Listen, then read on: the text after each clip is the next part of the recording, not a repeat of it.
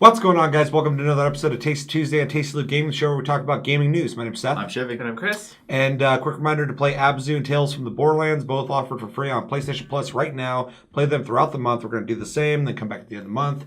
Hear what we have to say about them. Let us know what you think of them. And then our game of the month this month is Dungeon Defenders 2, which I believe is free to play on PC. You have to pay for it on PS4, but it is a third-person action tower defense with loot. It's really fun. Check it out.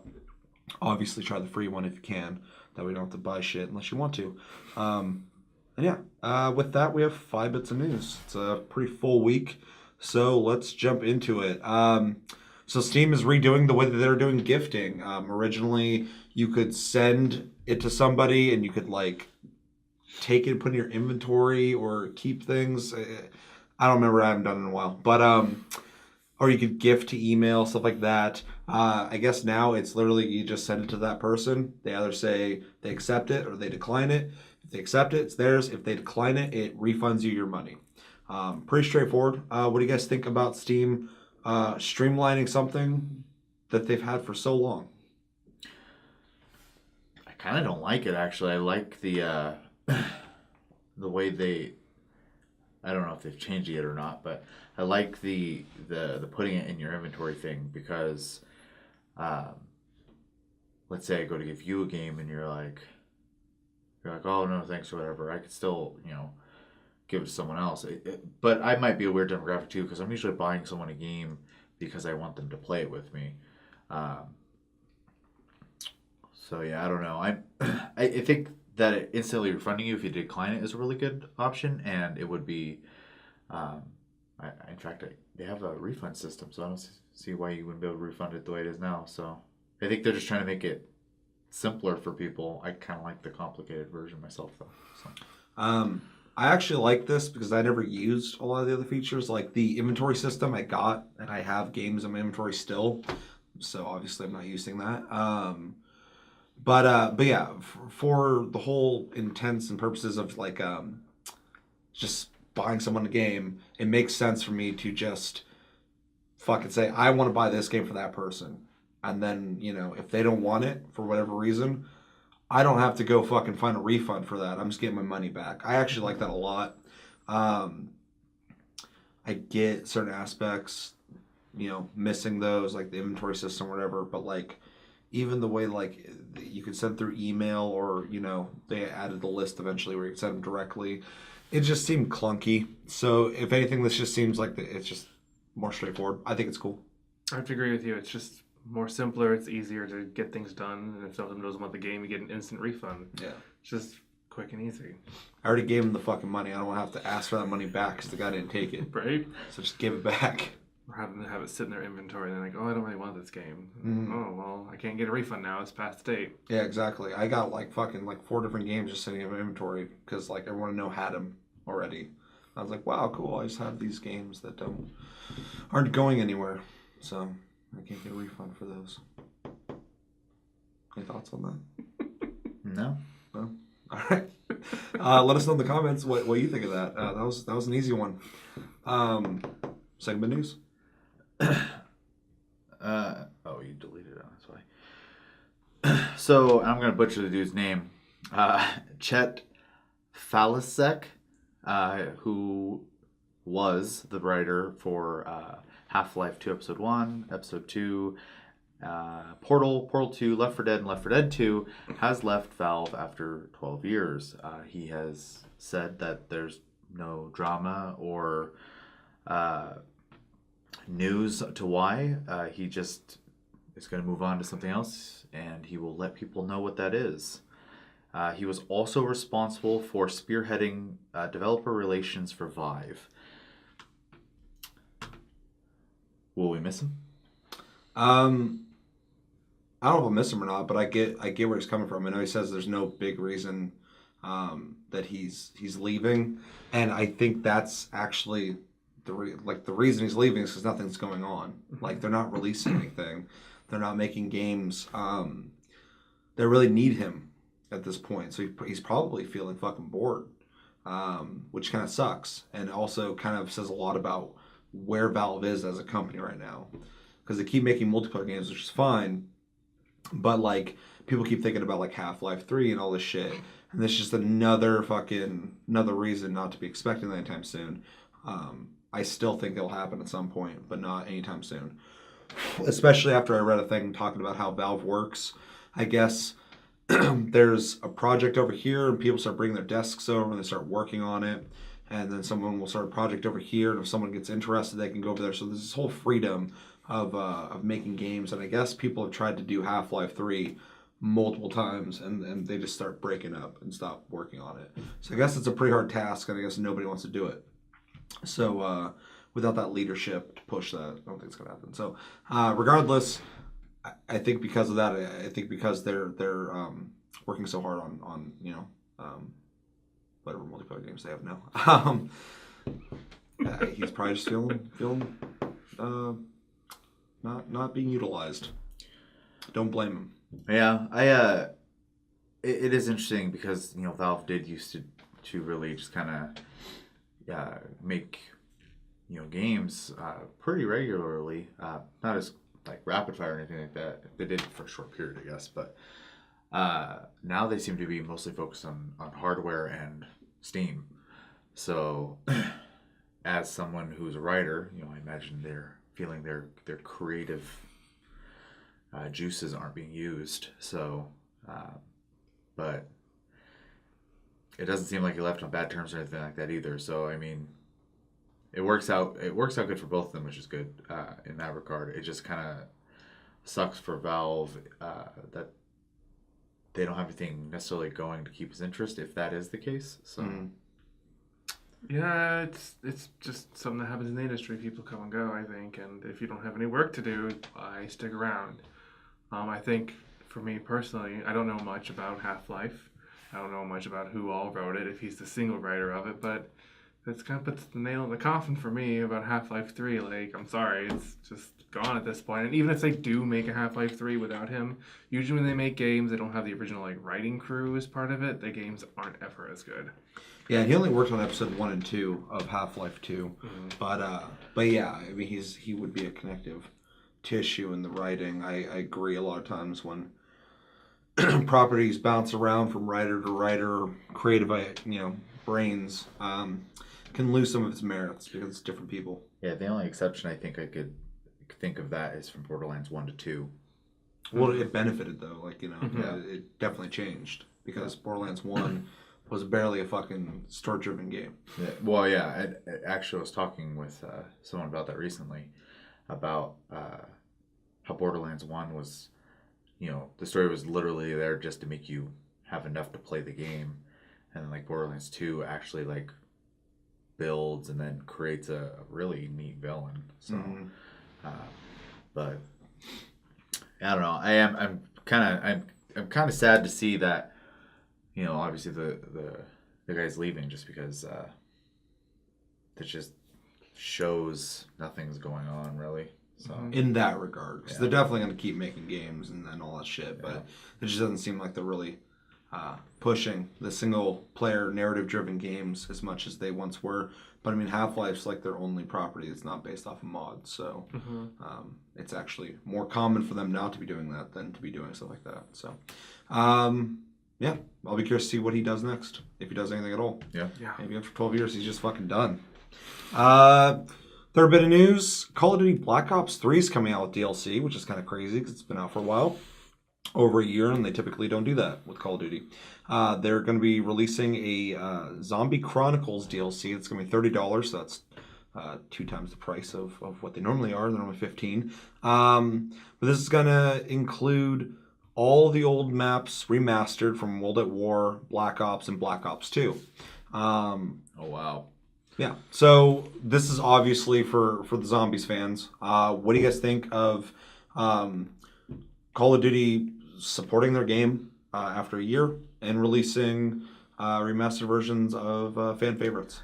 The one thing I was going to bring up was we had covered before that they said they were going to continue supporting the game because people were still like very much so actively playing it, and I'm glad to see them already making good on that. Yeah, I thought they meant like updates though, not actually like DLC. Yeah. No, that is definitely different than I was expecting to hear from them. Yeah. I'm a little bummed out. They're going to charge $30 for rehash stuff, though. That really, I think, is steep, but it is Activision, and they're known for steep.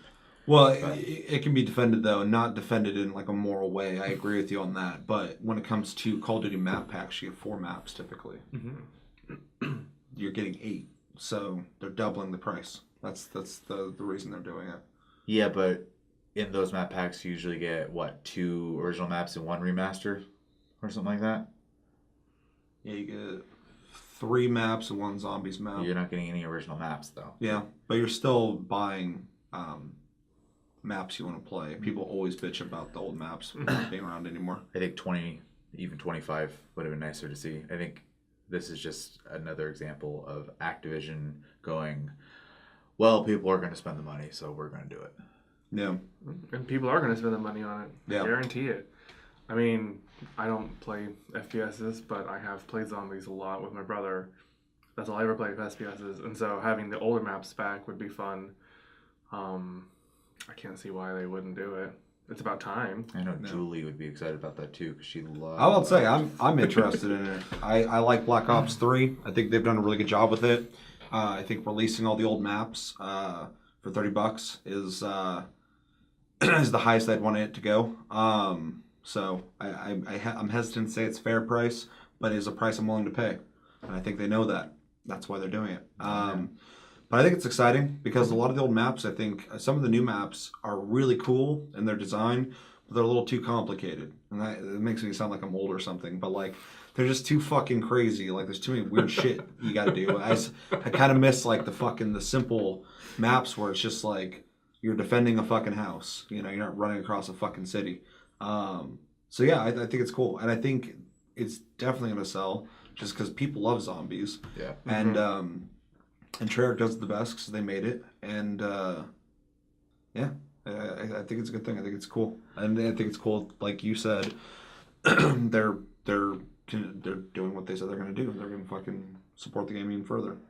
No, I do know that they said they were going to do another year for the game. So I'm wondering what's down the line, if they're going to maybe do more map packs for the multiplayer or what the deal there is. I mean, I imagine that's probably the plan, but I just reinstalled that game too. I need to check it out.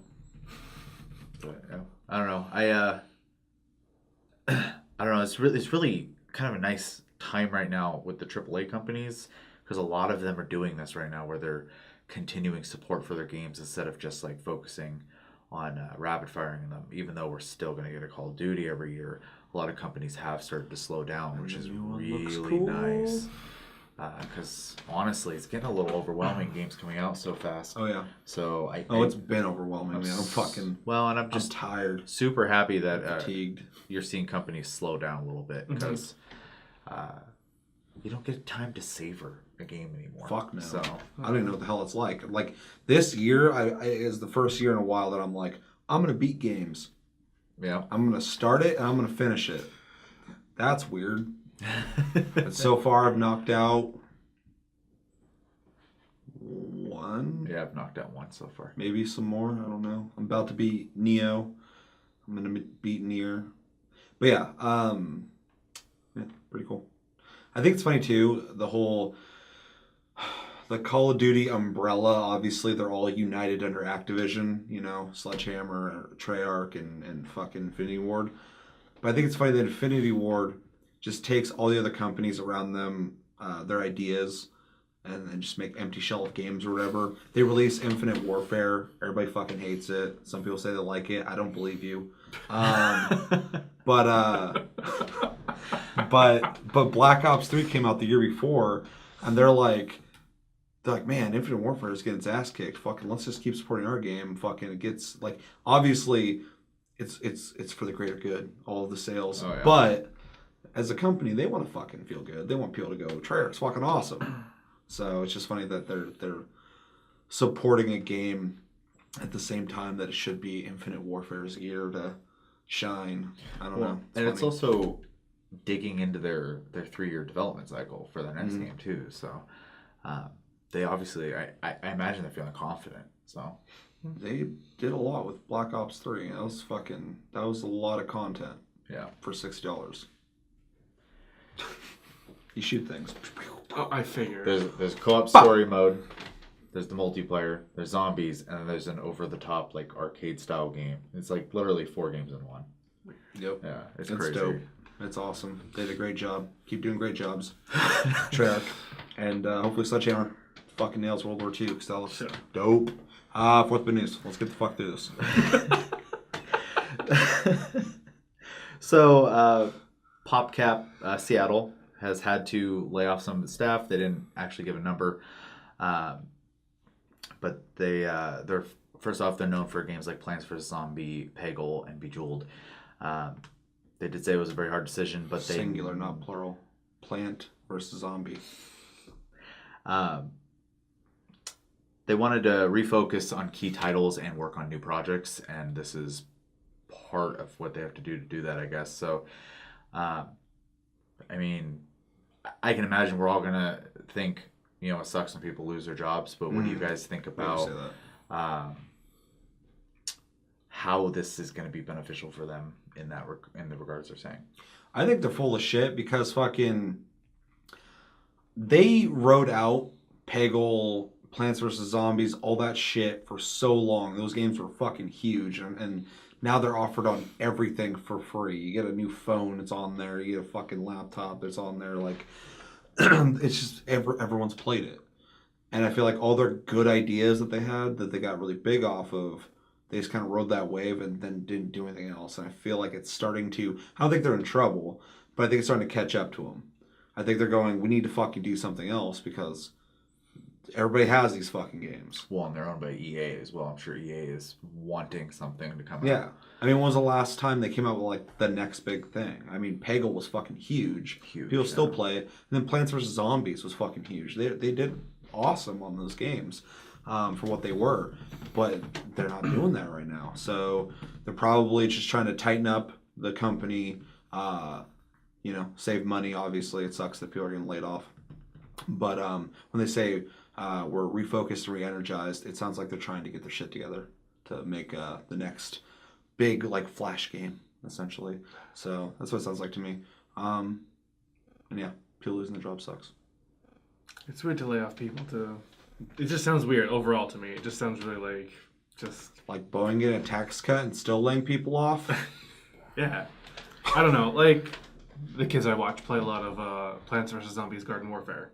Like a lot of that. And I think that if they made another one, they could probably, bandwagon in on that, first-person shooter. Well, it's more of a third-person shooter. But, you just bandwagon in on that theme of, like, shooters that are really popular for some goddamn reason for the last 40 fucking years. They're great. Like it's been 40 years. Pretty close, man.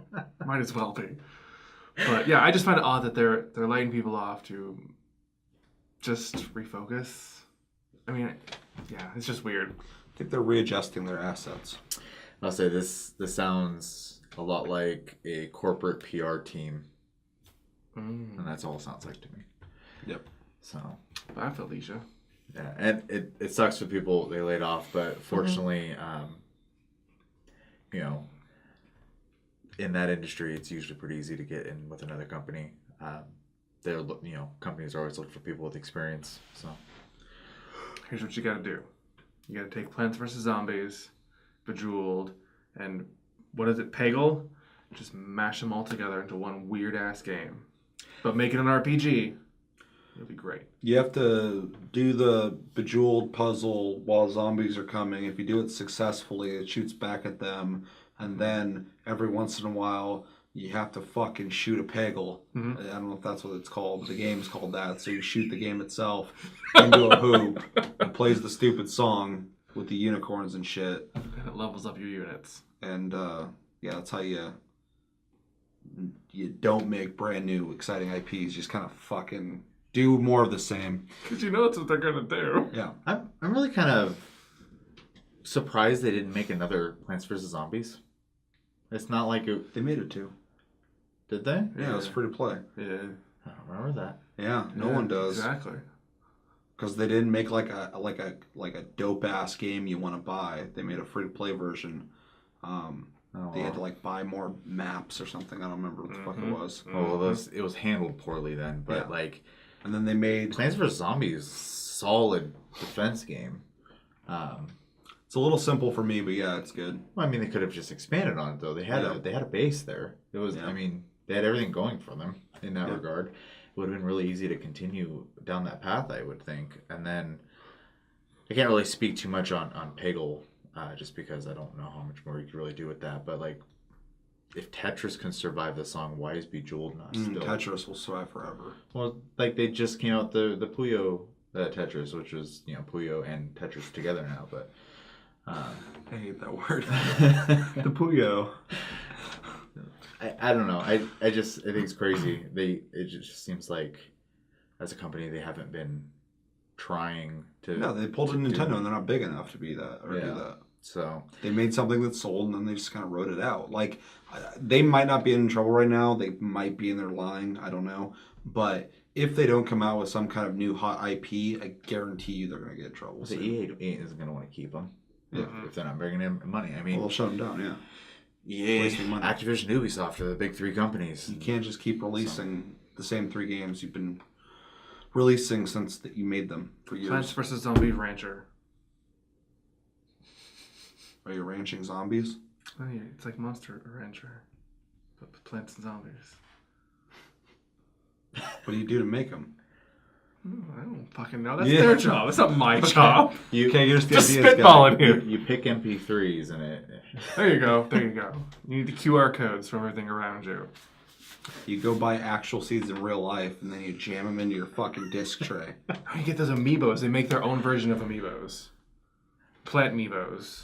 That way you have to spend $80 on one little plant to get it in your game. Sounds like a company just got rid of people spending a lot of money. I'll say on Disney idea just they're backed hoping for. out of that game. I don't Did think. they? Oh yeah.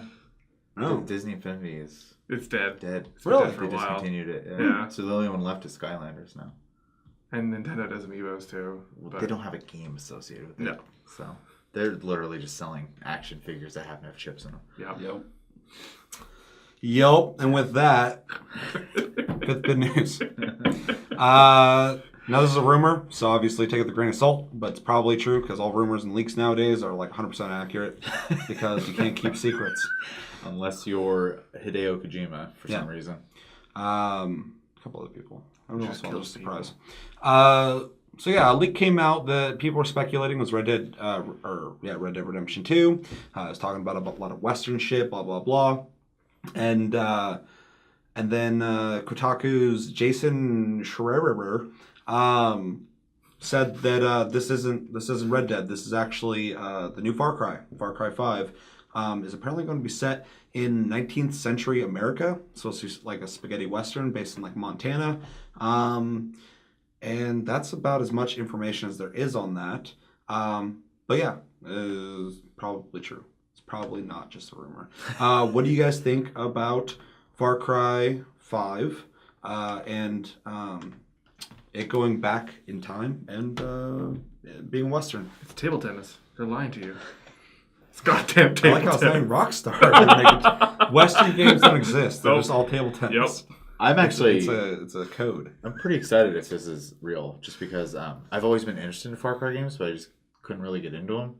I think by changing the tone, though, to Western, that I might actually be able to sit down and actually go through it. Because like I played through, even though it's not the same company, but Horizon Zero Dawn, which was based, obviously in a futuristic, fake, world. But I had a blast with that game. So I think if they could take some notes from, obviously they have a good formula, but they could take some notes from even like Red Dead and even take notes from like Horizon Zero Dawn on some system stuff. I think they could make a great game out of this. Well, Horizon Zero Dawn took a lot of ideas from Far Cry. For sure. Which is a good thing because that game's great. I'm actually really excited for this. I like all the Far Cry games. Probably 2's the weakest one, but had really great ideas, especially with the fire. So I'm excited for any fucking Far Cry game. But this going back to being a spaghetti western, I love westerns. I love just that whole 6-shooter, horse riding, stuff like that. And there's not enough games based in this time. I'm really curious about what the setting's going to be, though, because Far Cry has become a series about kind of being isolated, going crazy, dealing with different types of psyches and tribalism. And tribalism fits in this time a lot. So I wonder if there's going to be a lot of Native American stuff in the game because because that would work. That would fit the whole idea of fighting for a group of people. I don't know if you'd play Native American or if you'd, of course, be the fucking John Everyman helping the Na'vi. But yeah, I'm excited for it. I think it sounds awesome. I hope this is true. And hopefully they don't reuse the map from 4. Oh, they are. Just reuse it over and over and over and over and over and over. And then in Primal, and then they just say, yeah, it's Montana now. It's their sand. That'd be kind of stupid, but I'm sure they won't. I grew up on spaghetti westerns. I'm so sick of spaghetti westerns. Yeah? So tired of them. And as far as like Western games go, other than Red Dead Redemption, I don't know of many Western games that do well. It's kind of a niche corner for video games. It's very hard. But all the games that are Westerns that come out are all made by like lower-end companies. Rockstar did it well just because they're Rockstar. I mean, you had Gun, which was made by THQ, I believe. That game was fucking garbage. You have Call of Juarez, which are fucking them. People like them. They keep making them fucking things, but I think they're generic-ass shooters. But that's like almost indie developed. I'd love to see like, more AAA developers tackle this. I would say I definitely don't think it's the theme that's failing. I think it's the development. Because I think any theme can fit itself to a good game. You just have to have the right people making the game fun. And if it's a story-driven game, you have to have a good writer. Because otherwise, you're just setting yourself up for failure. When you have you have to have some really creative minds to make it work too. Because taking any shooter and going back in time is hard because you have less things at your disposal to make the game interesting. Yeah. So you have to get creative with that. Because, I mean, like, any game you can pick up a fucking gun and start shooting people. Now you only have, like, fucking lever action rifles and 6-shooters and bows and arrows. I mean, if you can't find a way to make those more interesting than just aim and shoot, the game's not going to do well. I think that's why Red Dead did so well, is it got really creative with just all the amount of things you can do in the game. Oh yeah. This is Far Cry, of course, so it's going to be very character driven because all the characters, even the villains in Far Cry, are typically really interesting, intricate people with a lot of mayhem and crazy shit. What's spaghetti western? What's your favorite one? I know you don't like them, but I don't know if I have a favorite one. I was subjected to them as a child, not necessarily enjoyed watching them. Every goddamn day, the Western Channel. Western Channel. Do you even like Tombstone? No. Oh, no. I don't like Westerns! Unforgiven's good. Anyway, thoughts? The other thing I'm concerned about is if they do include Native Americans in it, the portrayal of these characters has to be done really well. They have to really think it out because you're going to get a lot of backlash from people these days if you don't portray them accurately or in a way that is not, I don't want to say PC, but you can't portray them as like just blind savages. You're going to get a lot of flack from it and your game's going to be shit. Go the route of what they did with Killer Instinct. Thunder, his character, he's Native American. They went out to the tribe that they were trying to portray and asked how to portray the character, which they did properly. And I think you really need to do that research. I think it's pivotal to make a better game like this with such a time period like that, where it's relatively closer to our time period. The history is there, it's present, we know of it. So just do a little research, please. They probably will, but the only thing is with Far Cry, all the characters are gonna be fucking insane. I know. They always are. Every fucking one of them is. Like, no one's normal in those games. But I agree. Also, nitpick of mine when it comes to Native Americans in games and movies or anything is, either they're the savages or they're the mystical shamans that just are just like, oh, you're only here because I'm going to tell you about a vision. And that's it. And, like, there's no depth there. It's just fucking, oh, they're wizards. I'm like, okay, yeah, I guess. I mean, maybe they should be wizards. That'd be kind of cool. Or could throw a skinwalker in there. I want to see that shit. That would be dope. Yeah. But yeah, I'm excited for it. Like I said, like Far Cry, like Westerns. And yeah, last thoughts? Co-op. Co-op would be dope.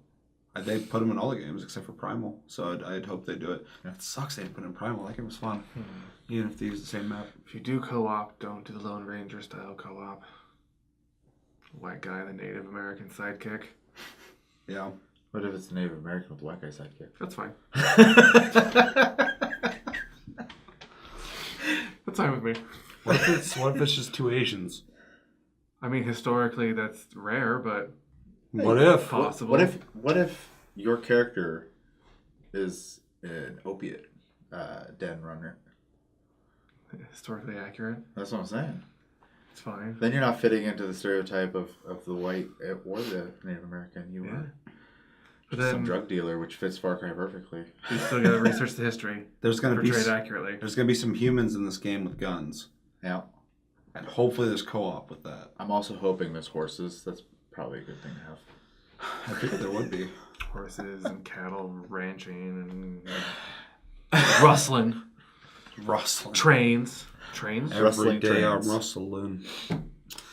All right. That's a good stop point. I think it's gonna do it for this episode of Taste Tuesday on Tasty Loot Gaming. As always, thanks for watching, guys. Make sure to like, subscribe if you enjoyed this episode. Make sure to check out our other episodes.